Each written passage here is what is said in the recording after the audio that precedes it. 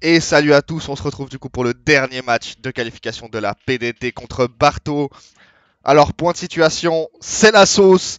J'ai throw ma free win contre MXF, du coup j'ai plus le droit à l'erreur. Je dois absolument gagner contre Barto. Après, petit avantage, si je gagne 3-0 déjà, je suis qualifié d'office. Et si je gagne 1 ou 2-0, ça va dépendre du match entre Barto et Imox. Si Barto bat Imox, bon, je suis qualifié quel que soit mon score de victoire. Si Imox bat Barto, ça se joue au goal average. Et c'est là où j'ai l'avantage, c'est que bon, 3-0, comme j'ai dit, je suis qualifié. Et si je gagne 1-0, Imox doit battre 3-0 Barto. Et si je 2-0, Imox doit 4-0 Barto. Donc j'ai un petit avantage à ce niveau-là. La pression est plus sur Imox que sur moi. Par contre, là où ça fait très peur, c'est que mon match-up contre Barto, c'est une plaie. Je vous jure. Merci Xeltal, je te remercierai jamais assez pour le coup de main que tu m'as filé. On a passé des heures sur ce build. C'est la troisième fois que je recorde cette vidéo parce qu'on fait des tests et on se rend compte que c'est la sauce. Ça a été vraiment le pire casse-tête que j'ai eu à résoudre dans Pokémon de ma vie. Vraiment, c'est du pixel perfect en fait. Pour vous donner un ordre d'idée, on faisait des tryouts et on ne jouait pas Xeltal contre moi. On jouait Xeltal et moi, on réfléchissait à mes plays à moi. Et on se rendait compte au bout d'un moment que c'était échec et mat, même en faisant vraiment, en choisissant les meilleurs plays et on faisait de la review de replay et on se rendait compte, ouais, non, en fait, c'est mort, ça marche pas, le Scrafty embête. Enfin bref, c'était vraiment horrible. Ce match-up est horrible. Bon, déjà, on peut en parler vite fait. Gardevoir Mega, Garchomp, Staraptor qui m'empêche totalement de jouer défensif, hein, forcément. Et en plus, là où il a, entre guillemets, il a de la chance vraiment, c'est qu'il a les pokés parfaits pour me bloquer. C'est-à-dire qu'il a Rotomite qui bloque les doubles stabs de Togekiss et qui le wall complètement. Il a Archduke qui bloque les doubles stabs de Keldeo et Heliolisk. Donc déjà avec deux pokés, j'ai trois de mes pokés offensifs qui se font totalement wall. Il a le Scrafty en plus qui wall totalement Weavile avec son intimidation. C'est vraiment... Il a les pokés qui m'embêtent à la perfection.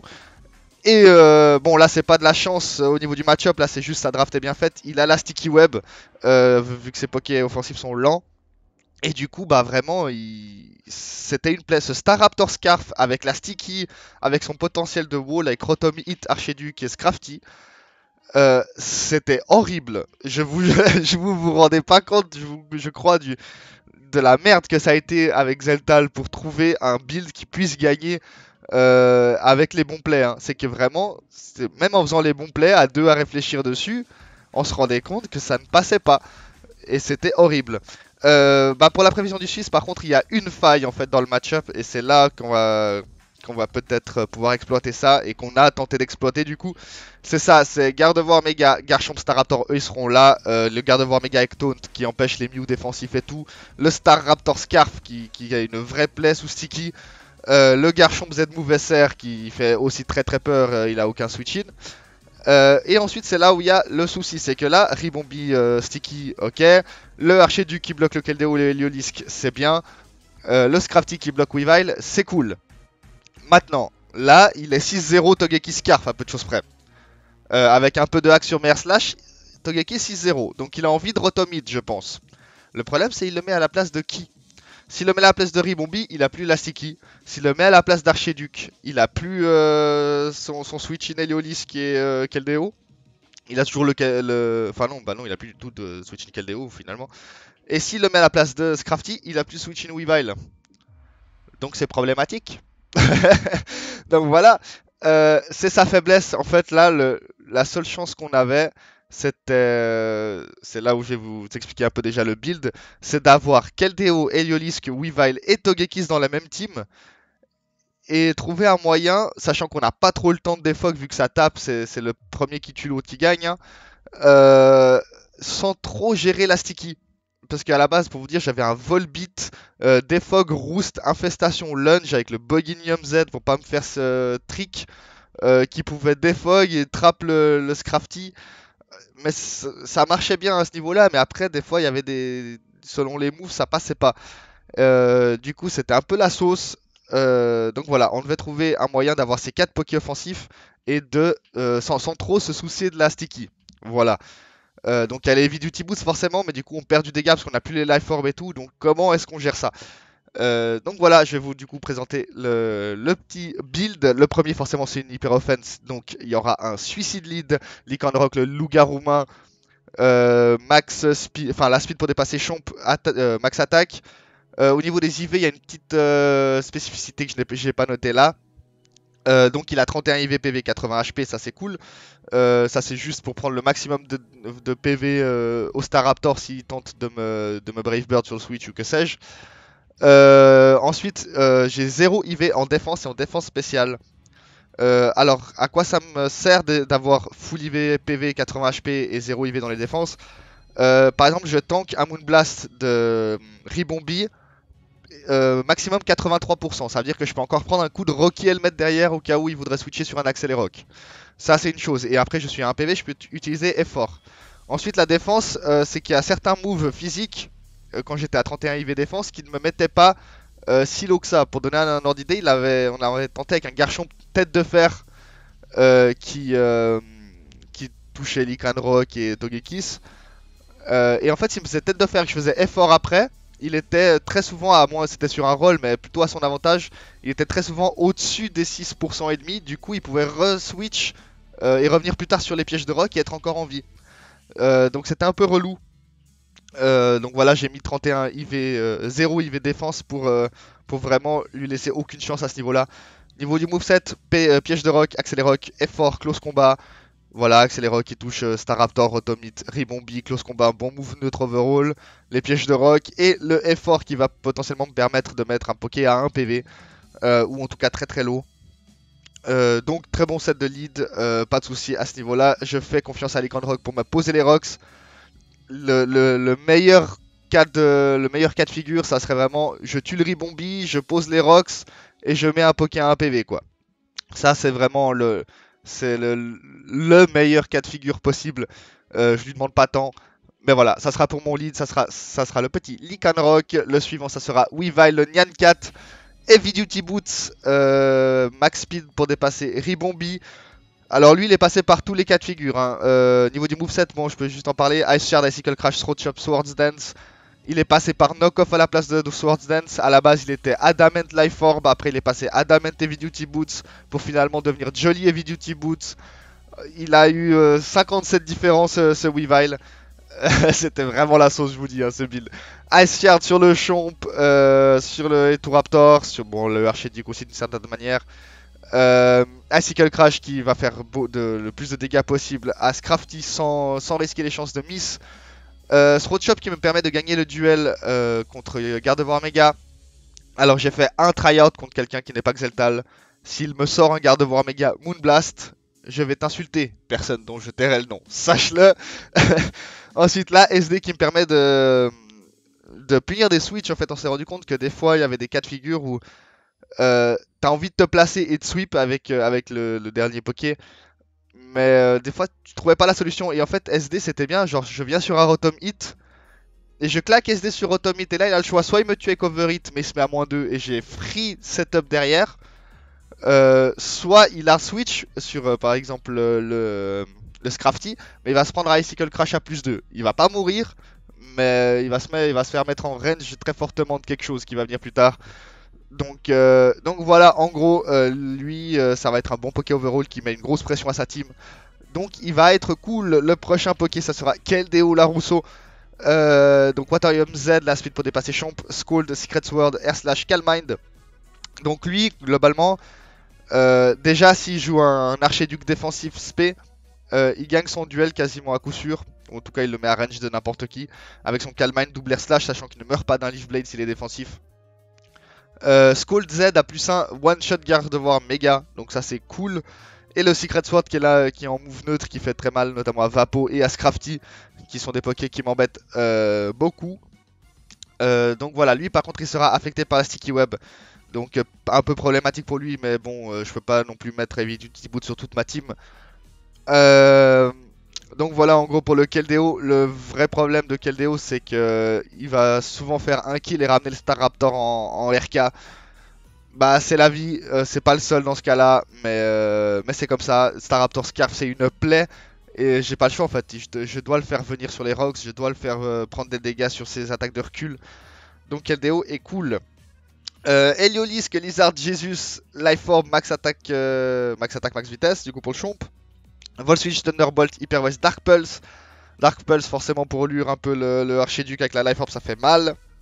Volswitch, T-Bolt et Hyper Voice, les stabs qui font mal, et le Volswitch pour le momentum. Heliolisk à Coemster, déjà c'est un free switching à Vaporeon. Il coupe complètement les flip turns de Vaporeon. Ce qui du coup est très avantageux pour moi étant donné que s'il commence à prendre le momentum avec Vaporeon, je suis dans la sauce. Le problème de Heliolisk, c'est qu'il ramène Staraptor en RK. L'avantage que j'ai par contre, c'est que les close combats sont pas vraiment garantis dans ma team vu que je vais avoir 2 résistances combat qui arrivent là. Donc il aura souvent eu envie de taper Double Edge. Donc c'est cool, il va se prendre des dégâts dessus.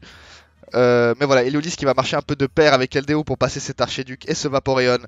Heliolisk il est vraiment vital s'il a Vaporeon parce que s'il commence vraiment à faire des flip turns, je suis vraiment dans la merde. Voilà, le prochain Pokémon ça sera Togekiss, Choice Scarf, Modeste, il dépasse Ribombee, je lui demande rien de plus. Air Slash, Dazzling Gleam, Baton Pass, Defog, les deux stabs Air Slash, Dazzling Gleam qui font des bons dégâts à beaucoup de monde. Baton Pass, si je joue Rotomite, je peux attirer Rotomite, Baton Pass et je ramène Keldeo, donc ça c'est cool. Et le Defog, c'est vraiment un move d'urgence si je vois que c'est trop la sauce avec la Sticky. En théorie non, vu que ça sera un duel d'offense, c'est vraiment celui qui tape le plus. Mais je voulais quand même avoir cette option au cas où, voilà, au cas où Togekiss, il y a le Rotomite encore en vie, mais les gens sont low et Keldeo peut faire un gros taf derrière. Je peux venir le sac en Defog et essayer de partir de là. Voilà. Donc voilà pour le Togekiss, lui il est vraiment là pour punir la non-présence de Rotomite. C'est surtout ça son job. Et être une double résistance au combat pour éviter que le Staraptor ne spam close combat comme un gros débile. Voilà en gros. Et le dernier Pokémon, ça sera bien évidemment le Mew.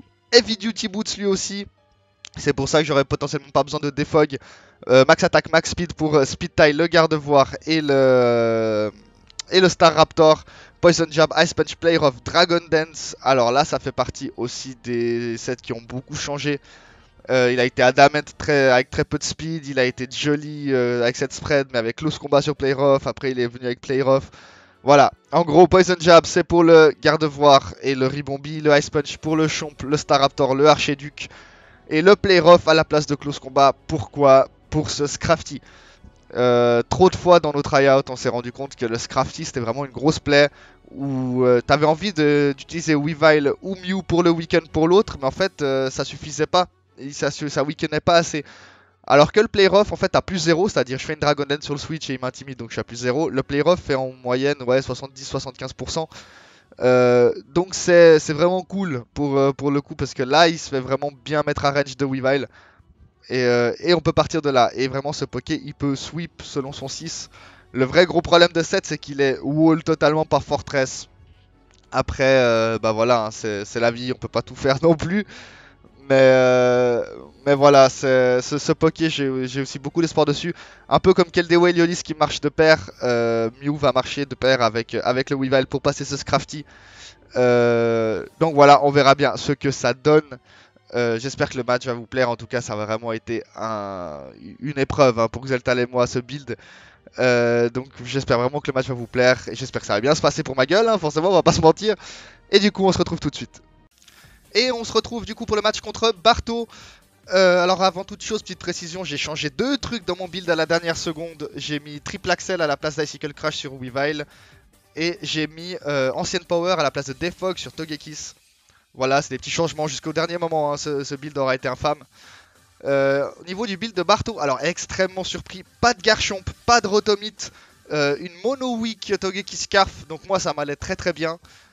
Il a le fameux Vapo, donc Heliolisk qui est vital dans ce match-up forcément. Après il a les menaces habituelles, un Staraptor Scarf pour moi, Gardevoir Mega, Decidueye, Ribombee, Scrafty, ok, rien de spécial à dire à ce niveau-là. Moi j'ai une hyper offense donc j'ai pas trop réfléchi, je vais être honnête, hein. J'ai lead Lycanroc. J'ai réfléchi quand même un petit peu mais voilà. Là je pose mes rocks forcément et là il me Spirit Shackle. Et là je vois qu'il est max attaque. Déjà première info, il est max attaque jovial, il peut pas être max attaque adamant. Donc soit il est 156 attaque adamant ou je sais pas quoi. En tout cas il est très investi en attaque, ça c'est sûr. Et c'est très important pour moi, ça veut dire qu'il est pas SPDF déjà. Ensuite j'ai fait mon Axel Rock et là je vois qu'il est max PV. Donc il est probablement max PV, max attaque. Et il a pas les leftos.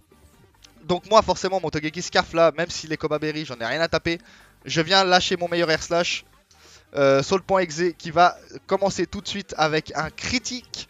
Je sais pas s'il change la game ou pas, hein, ce coup critique, je vais être très honnête. Mais en tout cas moi ça m'arrange parce que je sais qu'il est forcé au Wish actuellement. Donc je vais hard Heliolisk pardon. Sur le Wish, voilà. Et là, je me suis dit, il va probablement protect pour scout mon move. Moi, c'est ce que je me suis dit dans ma tête. Donc, j'ai fait Dark Pulse en anticipant le Decidueye. Et comme ça, s'il protect, il peut penser que je suis Scarf ou Specs. Et peut-être même rester. Et après, je peux le surprendre avec un petit Bolt. Voilà, ou un Volt Switch pour être un peu plus safe. En tout cas, voilà, là, je tape mon meilleur Dark Pulse. Et il ne protecte pas. Et il a Decidueye.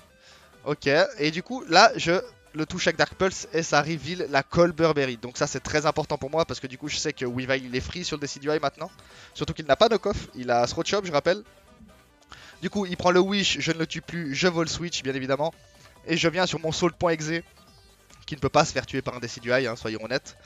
Donc là il roost en plus, alors très surpris du roost, là je me suis dit mais enfin dans ma tête il allait probablement U-turn, hein, j'étais prêt à accepter le Staraptor Scarf qui venait en RK. En tout cas, il a roost, bah tant mieux pour moi. Du coup, je tape mon meilleur air slash. Je sais que Vapo est en range de 2 air slash. Là, je me dis, il va peut-être protect, mais je m'en tape. Au pire, je flinch après. C'est pas un souci.